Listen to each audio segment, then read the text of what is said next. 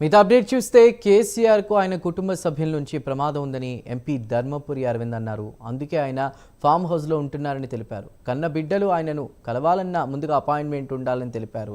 Kaleshwaram project ద్వారా వచ్చిన డబ్బుతోనే రజతోత్సవ సభ పెడుతున్నారని అరవింద్ ఆరోపించారు. కేసీఆర్ కుటుంబం అప్పటి ఇరిగేషన్ మంత్రి పైన సిబిఐ ఈడీ విచారణ జరపాలని డిమాండ్ చేశారు. సీఎం రేవంత్ రెడ్డి కేసీఆర్ కన్నా డేంజర్ అని అరవింద్ తెలిపారు.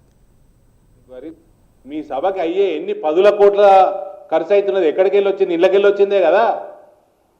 1.5 కోట్ల తెలంగాణ ప్రజల సొమ్ము మింగి దోసుకొని అందులోకెళ్ళి ఖర్చు పెట్టి తెలంగాణ ప్రజలను ఉద్దేశించి మేము ఆల్టర్నేట్ అని చెప్తారు.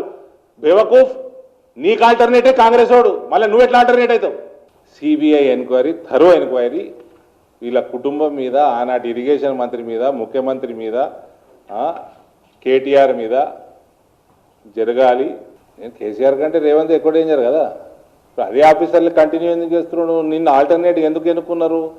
మనోవేదన ఎప్పటి నుంచో గురవుతాడు, అందుకే ఫామ్ హౌస్ ఉంటాడు. నేను మస్తాలు చెప్తే కదా, ఇల్లీస్ పెట్టి ఫామ్ హౌస్ ఎందుకున్నాడు? పాతకాలంలో వనవాసం పోదురు, ఈయన ఇప్పుడు వేయడు, వ్యవసాయం పోయాడు.